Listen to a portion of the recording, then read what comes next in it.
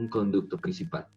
A cada lado, pues 3, haciendo 6 en total, y miles y miles de glándulas salivales accesorias. Ahora, bueno, yo les decía, pues el nombre, ¿no? La glándula parótida en la región parotídea. La región parotídea, la parte más alta y lateral del cuello, ¿no? Va a estar en relación con la región temporocigomática, la región auricular, vendría a ser también infraauricular, ¿no?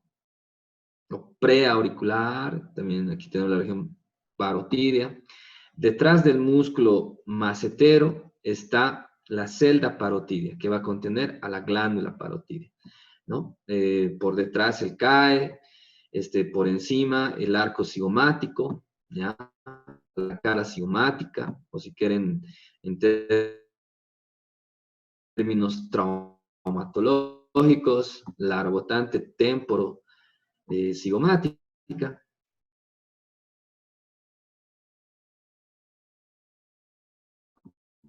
Bueno, el vientre antesteo, ¿no? Junto con el auricular mayor, ¿ya? El nervio sensitivo que va a dar la inervación sensitiva a nivel del lóbulo de la oreja, ¿ya?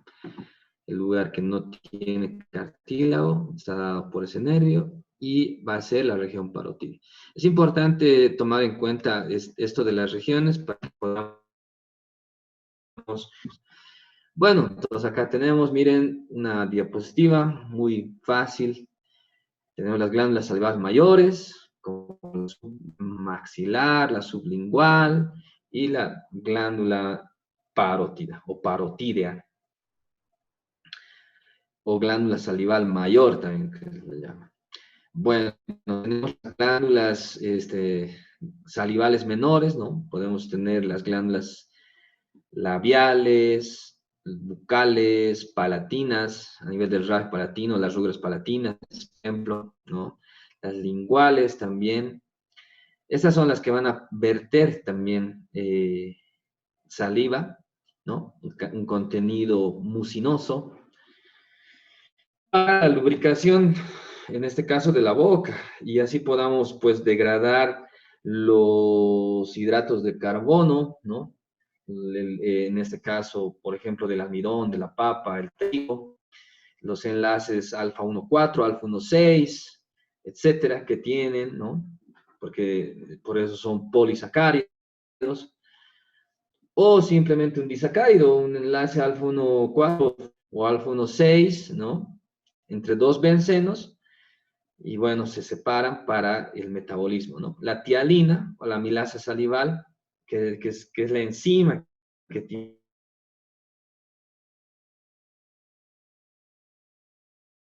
tiene la saliva, pues va a hacer de que se deshagan estos enlaces de los hidratos de carbono o carbohidratos, y lo mismo para metabolizar y tener ATPs, fuerza endocitoplasmática. En las crestas internas de la mitocondria se van a producir pues estas partículas de ATPs, bueno, y de NADs y FATs, que vendría a ser más molecularmente, ¿no? Bueno, pero estamos en las glándulas salivales. En este caso, las glándulas salivales menores, aquí tenemos la gráfica, donde tenemos varias a nivel lingual, miren, múltiples. Tenemos el frenillo, ¿ya? Aquí están las carúnculas, pero tenemos distribuidas en varios lugares. Las laterales, ahí están, el labio. La mucosa interna oral va a tener miles de estas glándulas. Las palatinas, como les había dicho, ¿no? En el medio, las rugras palatinas, la porción posterior, donde están los músculos periestafilinos internos, externos, o pilares anteriores y posteriores hasta la úvula, etcétera, de la porción palatina, ¿no? Tenemos también las bucales, miren, acá está accesorias, este de aquí es el conducto de Stensen o de Stenon, justamente steno, bueno, fue el padre que describió este conducto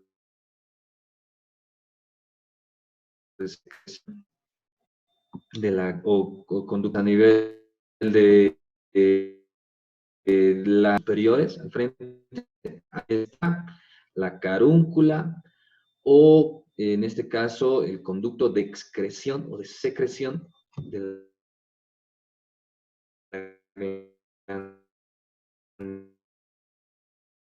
la, factores físicos, químicos y también psíquicos. Eso es bien, bien importante. Por ejemplo, la mamá cuando cocina algo, tal vez ahorita están cenando o cenarán después, entonces seguro que se les hace. Entonces, eso ya viene a ser prácticamente sistema nervioso vegetativo, pues el impulso que van a transmitir, porque no se olviden que son, en este caso, estructuras o glándulas de innervación vegetativa. Entonces ahí viene, ¿no? El estímulo, la secreción. O a veces cuando tal vez puede estar nervioso, etcétera, o tienes un poco de ansiedad, pues empiezas a producir también saliva. Entonces ahí viene el factor psíquico o psicológico, ¿no? Bueno, los factores físicos obviamente van a ser limpieza para que no proliferen bacterias,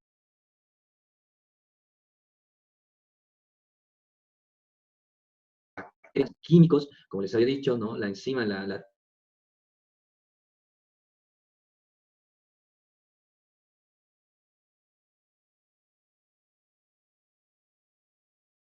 tialina, entonces tomar en cuenta esto.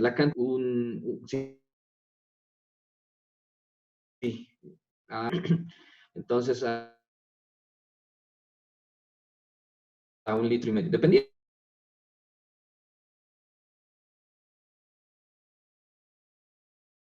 la cantidad. Ya, ustedes dirán, ¿por qué tanto? Así como la conjuntiva ocular o nasal, la mucosa pituitaria, que decirles, no puede estar sin tener esa secreción. Es cilíndrico, como dicen en citología, cilíndrico, ciliado, pseudo estratificado. O sea, siempre va a ser húmedo, no va a ser queratinizado con la piel. Bueno, no va a ser corto, cintura la piel. Se compone de un 99,5% de agua y el resto son oligoelementos, ¿no? Elementos orgánicos, inorgánicos, sales, proteínas, cuando hablamos de orgánicos, minerales, cuando hablamos de orgánicos, y células. Esa es la composición. Entonces, cuando tenemos, por ejemplo, una lesión, un poco ya a la clínica, podemos hablar, ¿no? De lesiones tumorales, de las glándulas salivales, neoplásicas. Cuando hablamos de neoplásicas, hablamos de lo mismo de tumores, ¿no? Ahí tenemos que diferenciar si es un tumor bueno, si es un tumor malo, etc. Por ejemplo, acá tenemos los tumores de las glándulas salivales, ¿no? Ya les voy a ir mencionando. Acá tenemos una lesión tumoral. La más común es, por ejemplo, el adenoma pleomorfo o adenoma pleomórfico, que lo vamos a ir viendo con más detalle. Pero también puede ser, quién sabe, un linfoma, o etcétera. Por eso es importante tener en cuenta estos parámetros. Podemos describir una lesión exofítica a nivel del paladar posterior o paladar blando en el lado derecho. No reducible de 2,5 centímetros aproximadamente de diámetro. Una lesión también benigna, ¿no? Mesenquimatosis. Por ejemplo, aquí tenemos un pólipo, ¿ya? Un pólipo también puede ser tal vez un diagnóstico diferencial como un mucosele. ¿Qué es un mucosele? Un quiste de retención, que generalmente eso ocurre por un traumatismo. Pues el lumen, ¿no? Se va a obstruir, se va a llenar en este caso de líquido y listo. Muchas veces, a veces hablamos vulgarmente como un fuego, aunque el fuego es más una estomatitis aftosa, pero lo molesta hacer fueguito, que te va ardiendo ahí en la boca, ¿no? Y pues prácticamente pues puedes hacer un quiste de retención o un mucocele. Entonces el mucocele va a tener un contenido mucinoso, ¿ya? El tratamiento básicamente es el exéresis. Bueno, tenemos un quiste dermoide, ya de las glándulas salivales. Siempre el quiste dermoide, todos los quistes dermoides se van a encontrar en la línea media. Entonces, importante hacer una biopsia, mandar a que se estudie un estudio histopatológico y tener un diagnóstico claro, definitivo. Bueno, la patología de glándulas salivales, que les vamos a ir viendo también en la siguiente clase, porque esta clase no va a ser suficiente, ¿no? Esta es la introducción. Vamos a tener por enfermedades por alteraciones en la función, ¿ya? Una hiperfunción o un ensalivamiento excesivo, ¿ya? Se llama cialorrea. Una hipofunción, ¿no? Por ejemplo, en pacientes que tienen algunas colagenopatías, puede ser un Schollen-Genox, que puede estar asociado, en este caso, a una hipofunción o hiposalivación, ¿no? Una xerostomía, o el famoso, en este caso, síndromes, ¿no? Eh,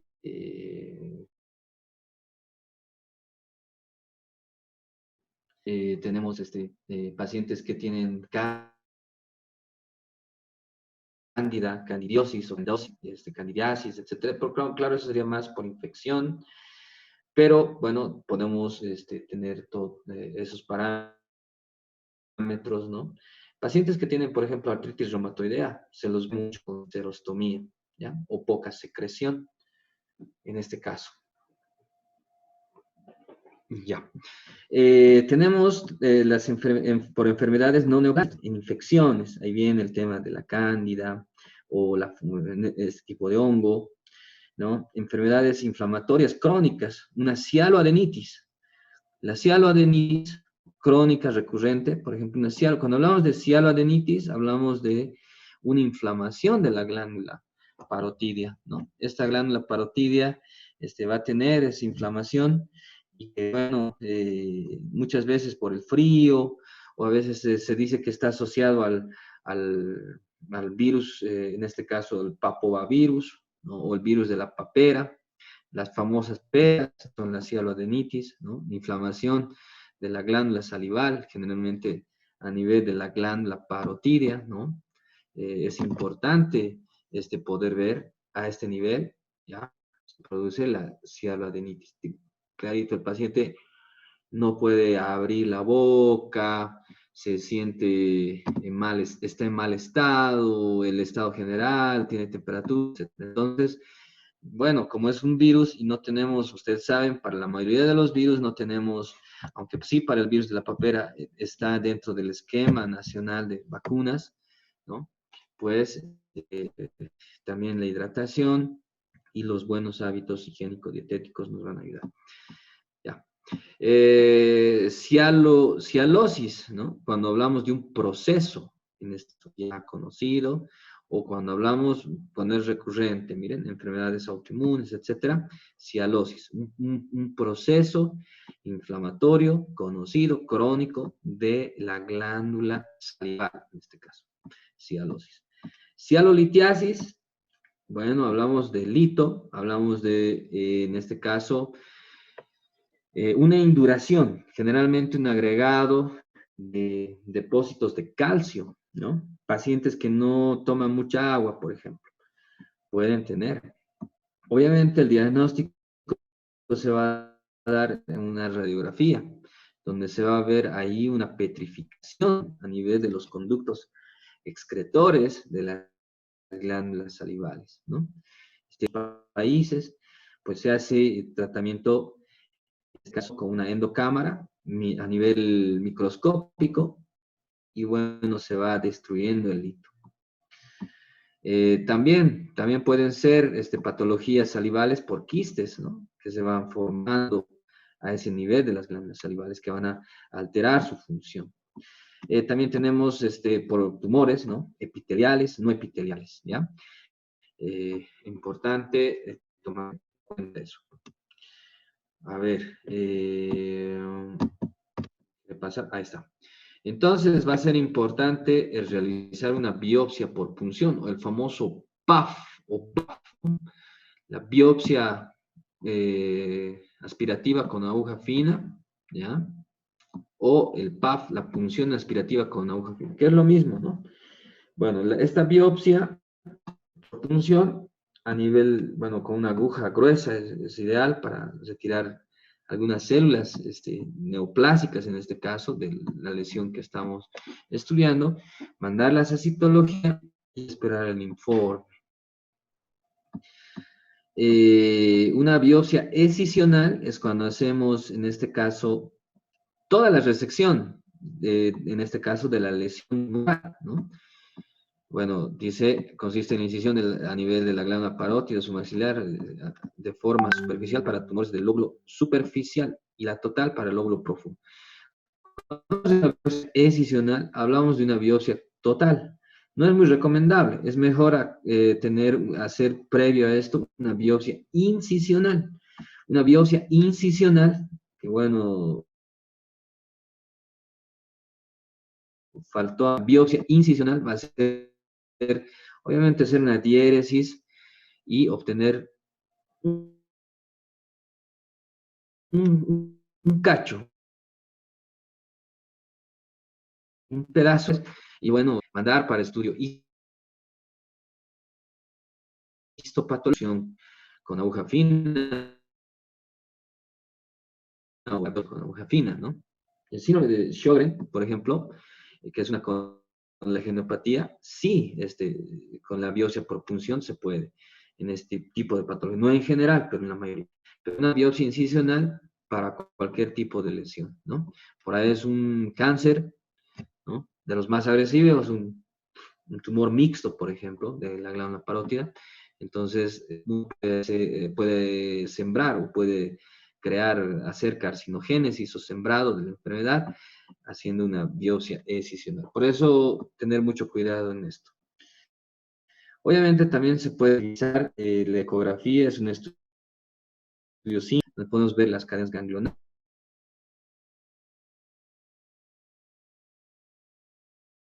tibias, etc. Bueno, el ATAC, obviamente, es mejor, les recuerdo, la tomografía axial computarizada o computada.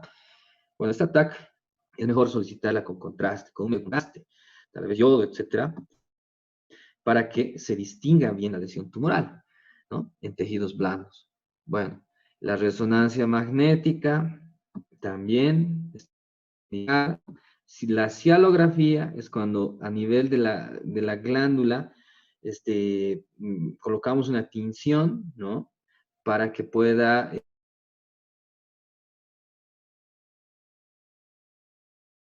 mostrarnos, podemos secretor. También valernos de estos. La tomografía hoy en día, ¿no? Es más usada, ¿no? Bueno, nos sirve para evaluar el parénquima. El parénquima es la parte externa de la glándula, los tejidos adyacentes, ver si existe compromiso con las estructuras óseas también, ¿por qué no? De la base de cráneo o la mandíbula. En ese caso sería la porción posterior de la rama ascendente. También podemos distinguir la presencia de adenopatías, ¿no? No palpables, pero que vemos en la tomografía. Les repito, una tomografía con contraste, axial computada con contraste. También podemos ver litos, ¿no? Va a haber una mayor hipercaptación, como el hueso, esa hipercaptación, ¿no? También podemos evaluar los espacios parafingios retromandibular. Estos espacios que son profundos del cuello, ya habíamos dicho, ¿no? Cuando hablamos de parafaringio, hablamos de parafaringio derecho, izquierdo, retrofaringio, ¿no? El espacio perifaringio. Bueno, los espacios parafaringio derecho, izquierdo, retromandibulares se pueden ver, por ejemplo, en este corte, que es un corte en este caso, anteroposterior. Entonces, el diagnóstico, mis queridos amigos, tiene que ser clínico en primera instancia, ¿no? Conocer qué pasó, alza térmica, si el paciente está, bueno, ha tenido diaforesis nocturna, etcétera, o tal vez es una inflamación que ha venido y que de manera súbita, temperatura, etcétera, ¿no? Por ahí es una cialoadenitis solamente, o será una parotiditis bacteriana, por ejemplo, en el caso anterior, ¿no? Corroborarlo microbiológico, ¿no? O también hacer un PAF, una punción, queremos decir, donde nos den un informe, en este caso el patólogo, un informe citológico será para un PAF, o tal vez un informe histopatológico para una biopsia incisional, ¿no? Una lesión a nivel parotídeo. Y, bueno, si amerita, entonces la cirugía, ¿no? Porque, por ejemplo, puede haber aspectos como una cialoadenitis, donde no es quirúrgica, o un linfoma, etcétera. No todos los linfomas son quirúrgicos, eso hay que evaluar. Entonces, la afectación de las glándulas salivales en enfermedad sistémica por el síndrome de Sjögren, como les he dicho. Es que a veces no hay. Cada vez te he dicho, pues cada vez te No con él, yo no te he dicho mentiras. Pues yo pues te he dicho cada vez te he dicho. Ay, Hola. ya no por ahí. Parece que alguien por ahí está con el micrófono. A ver, vamos a continuar. Bueno, entonces, en pacientes que tienen alteración a ese nivel, ¿no? De las articulaciones, ¿no? El síndrome de Mikulicz, por ejemplo, también. En estas enfermedades son más frecuentes en el sexo femenino y en mayores de más de 40 años, ¿ya? 25, 50, etcétera. Pueden afectar a todas las glándulas salivales, principalmente a la glándula parótida, es la que va a afectar, pero también, como les he dicho, pueden afectar a las glándulas salivales menores. Los hallazgos histológicos, una biopsia nos va a ayudar, ¿no? Obviamente, son similares a las cialodenitis focales, ¿no? Tienen islotes, mioepiteliales. Esto es a nivel histológico y denso infiltrado linfocitario, ¿ya? Además, en ambas existe un riesgo de malignización a linfoma tipo B. Ahí se pueden malignizar. Bueno, los trastornos de estas glándulas salivales, ¿ya? Ambos solar drenan. Bueno, puede haber, por ejemplo, una accesoria. Miren, aquí en medio del conducto de Stensen o de Stenon tenemos otra formación, una glándula parótida accesoria. Entonces, no toda la anatomía es así como la hemos mencionado, por eso, pero es importante tener el mapa, en otras palabras, conocer la anatomía para poder tratar estas alteraciones morfoestructurales que pueden ocurrir y que las tenemos. Bueno, la glándula parótida es la glándula mayor en la fosa retromandibular o en este caso en la región parotídea, ¿no? La cápsula parotídea, como les he dicho, produce el 55% de la saliva, más o menos, y es serosa, ¿ya? Tenemos dos lóbulos, un lóbulo superficial y un lóbulo profundo. El nervio radial es el que va a dividir esos dos lóbulos, ¿ya? El conducto de Stensen o conducto de Stenon o de Steno, ¿no? Atraviesa los músculos el macetero, el bucinador, la mucosa oral. A nivel de la segunda molar superior es el conducto entre la primera y segunda molar superior. Segunda molar, lo dejamos ahí. La glándula submaxilar, el 45% de saliva es mixta, serosa y mucosa, ¿ya? Se va a encontrar en el triángulo submandibular, ¿no? O el triángulo digástrico, también se llama, por si acaso, el triángulo digástrico. Va a contener el músculo superficial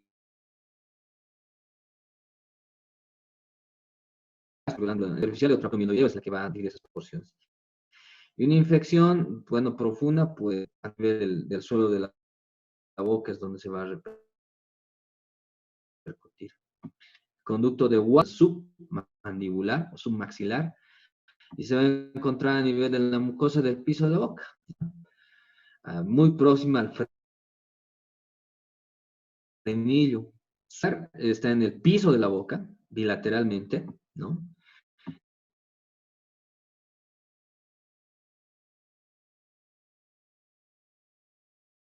Encima del mismo tipo de saliva mixta, mucosa, ¿no? Tiene 3 a 30 conductos de secreción, es la que les dije que tiene varios conductos de secreción, ¿ya? Está en la mucosa oral, el tamaño varía, ¿no? De los conductos. El conducto es el de Zivinus, ¿no? Y, bueno,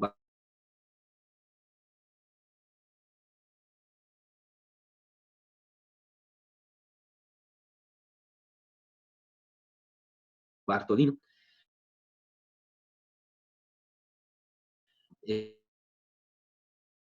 La lengua. También, bueno, en enfermedades neoplásicas se derivan de los tipos de células del árbol glandular, ¿no? Formado por el adenómero o acino, ¿no? Que va a ser seroso, mucoso, dependiendo del tipo de glándula. Y estas células epiteliales o en cesta de Bol, que se llama, ¿ya? Acá está. El sistema ductal, todo esto iba a formar el conducto principal accesorio. O principal no accesorio. Los conductos accesorios, cada uno, iba a formar, miren, el conducto principal de secreción externa. El término mixto, por ejemplo, pleomorfismo, también significa, acá ya estamos un poco ingresando más a lo que son las lesiones tumorales, como les había dicho, el adenoma pleomorfo, lo vamos a ver más a fondo también en la siguiente clase, pero hablemos de manera general, es más frecuente, ¿ya? Bueno, en nuestro medio, ¿no? Pero en la bibliografía entre la tercera y quinta década, dice, especie joven de 18 años, ¿no? Representa el 60% de de todos los tumores de las glándulas salivales. Entonces, la más común, ¿ya? En un 10% se puede producir en niños, más raro en niños. Histopatología, ¿no? Aunque las células tumorales pueden variar ampliamente, en general existen dos patrones de diferencia, un patrón ductal y un epitelial. Acá tenemos una tomografía axial computada con contraste, donde prácticamente podemos ver los límites de la glándula, de la lesión tumoral a nivel de la glándula, de las células glandulares.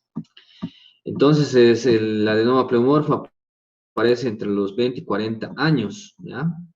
Según la bibliografía, pero nosotros hemos visto casos de crecimiento lento, tiene una pseudo cápsula, puede atravesar por prolongación estrechos y puede escalar. Pero acá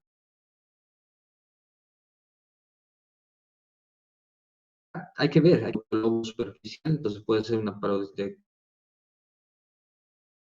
superficial para conservar la mímica y de los movimientos fisiológicos, sección de la masa, en este caso una pleomórfica, articulada, con un conglomerado de distintos, ¿ya?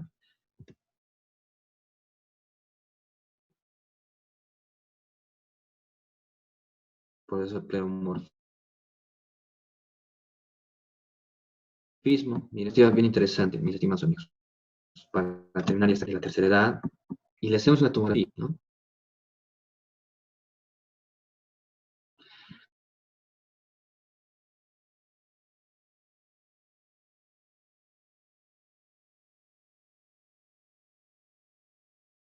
Vemos cómo está delimitado. Miren, pero es así, es heterogéneo. No está colapsado. Sin embargo, miren el caso de esta señora. Tenemos una masa más dismorfe, prácticamente empujando la vía aérea al lado ipsilateral o contrario de la masa tumoral. Vean la, la, la heterogeneidad. Entonces, ese es un tumor bueno, benigno, ¿no? Y ese es un tumor malo. Entonces, también podemos hacer un diagnóstico a nivel, en este caso, tomográfico, ¿no? Es importante ir viendo esto. Muchas de esas cosas las vamos a ver prácticamente cuando estén haciendo el internado, etcétera. Pero es importante guardar esta información, ¿ya? Tenemos aquí otro tipo de lesiones, las ránulas, ¿no? Las ránulas son igual, ¿no? Una formación, en este caso de color azul violáceo, que impide fonar o hablar, o producir fonendos, palabras. Generalmente es unilateral, ¿ya? Y para eso hay que hacer una marsupialización, hacer una diéresis, hacer un lavado, un empaquetamiento de una gasa, y a medida de que pasan los días, ¿no? Se va retirando. El marsupial, por si acaso, es como de los canguros, conocen donde guardan a su hijito, a su cría, al cangurito, es su marsupial. Entonces hay que hacer una marsupialización, para decir una bolsa, pero poco a poco ir retirando para que los tejidos se vayan acomodando. Es el tratamiento de la ránula, ¿no? Se llama ránula porque tiene una forma de ránula de plugin, que es realmente una forma de una rana, ¿no? Bueno, es un de retención moco, exclusiva del piso de la boca. En ocasiones principalmente se relaciona principalmente con las glándulas submaxilares y submaxilares, nunca parotidas. Entonces la etiología o etiopatogenia, generalmente la RAN, la de oncocele, ¿no? Por trauma. Se obstruye el ducto principal, el conducto ductal, y se va a formar ese quiste de retención o RAN. Lesión exclusiva de moco, ¿no? Que se va a encontrar a nivel piso y una reacción inflamatoria. Por la presencia de un cálculo, también un cialolito o un lito en el conducto de secreción puede formar una ránula, ¿ya? Porque va a obstruir también. Entonces, es importante tomar en cuenta, ¿no? Como sabemos que son componentes de sales de calcio, en particular carbonato y fosfato cálcico, es importante decir a esas personas, y no solo en este tipo de cálculos, tal vez unas litiasis, etcétera, que ustedes que están llevando patología en abdomen, también el agua nos va a ayudar mucho, ¿no? Igual en neurología, también hay cálculos, entonces el agua nos ayuda mucho a la degradación de ese cálculo. Aquí tenemos una ránula, vean tomográficamente cómo está. Este es el músculo miloioideo y bueno, está delimitando prácticamente. Casi siempre existen, bueno, esto es lo mismo, ¿no? De la ránula, a veces hay que hacer una diéresis, un corte, etcétera. Nunca por afuera, por dentro es el tratamiento mucho mejor. O un quiste de retención, pero de las glándulas salivales accesorias, igual por trauma, bueno, va a tener un contenido de moco y puesto que cada uno tiene, en este caso, una patogenia y aspecto microscópico distintos. Pero, bueno, van a tener todos ese contenido salival. Prácticamente es hacer una diéresis, retirar por completo la mucosa, o bueno, la pseudomembrana que va a formar, y cerrar por planos. Aquí tenemos también otro mucocele, son muy comunes. Entonces, más en el labio inferior, es el sitio frecuente de las lesiones se encuentran raras veces en otras regiones, dichas anomalías suelen ser indoloras, la superficie es lisa, translúcida, color azulado, igual que la ránula, en virtud de la ubicación. Varían desde unos cuantos milímetros hasta no menos de 1,5 centímetros, tampoco, no son muy grandes. ¿Ya?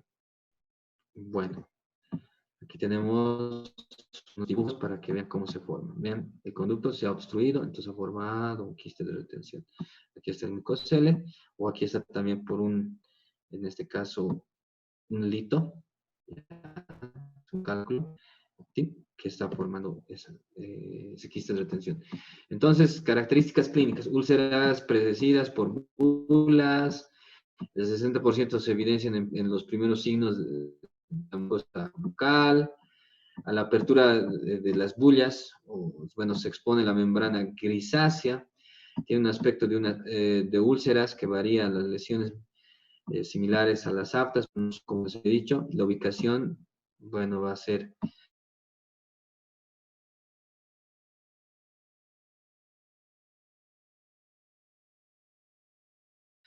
en los que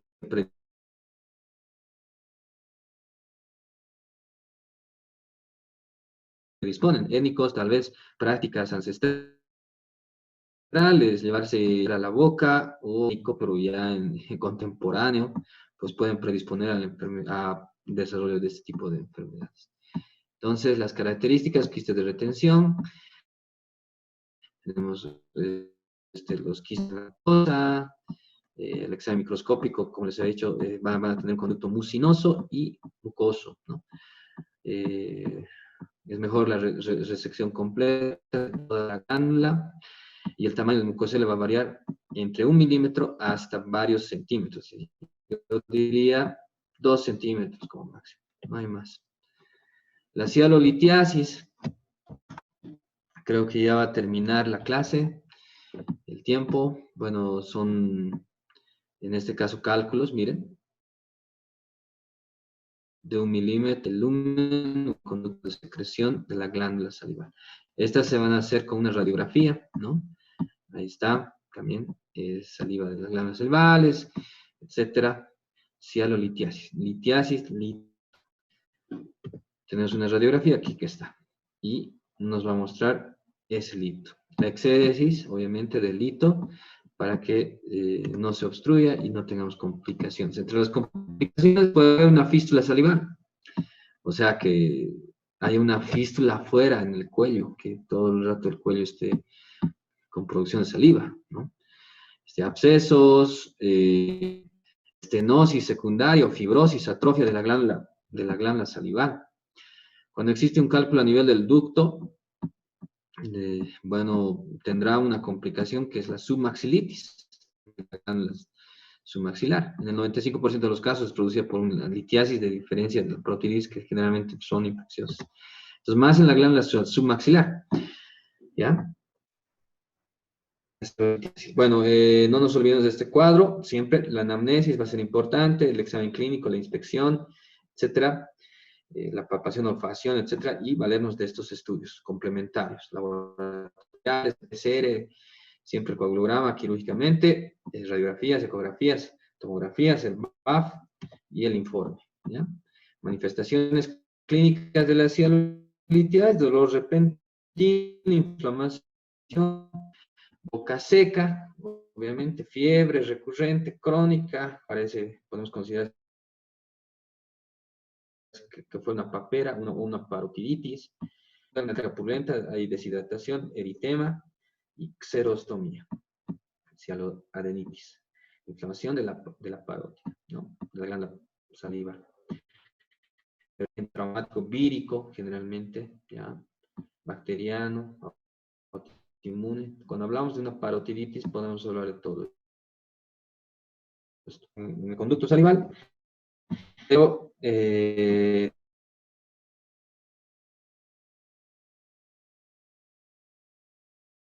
las paperas pueden ser causas de ello también. Más de litiasis, ya, lo mismo. Cialodenitis, perdón, aquí está el paramyxovirus, o el virus de la papera, de la parotiditis, ya. por deshidratación severa, también por mala higiene, el Staphylococcus aureus, el Streptococcus pneumonitis, entonces, prácticamente el origen de una cialolitiasis. Entonces, muchas veces la cialolitiasis por un lito, un pseudolito, etcétera. Tome bastante agua, haga cialogogos. El paciente que se compre limón y deshaga ese limón para que estimulemos la mayor producción salival. Epidemiológicamente es más común en inmunodeprimidos, postquirúrgicos, ancianos, etcétera, ¿no? Igual en ambos géneros, entre la séptima y octava décadas de la vida, y también claserostomía en el cine, ¿ya? Esa colagenopatía. Tenemos aquí unos cuadros de cialoadenitis, ¿ya? Y cialoadenitis bacteriana, también, pues obviamente asociada a un proceso infeccioso, en este caso el estafilococo dorado o aureus, también, como les había dicho, ¿no? Es lo mismo, cialoadenitis bacteriana. Yo creo que hasta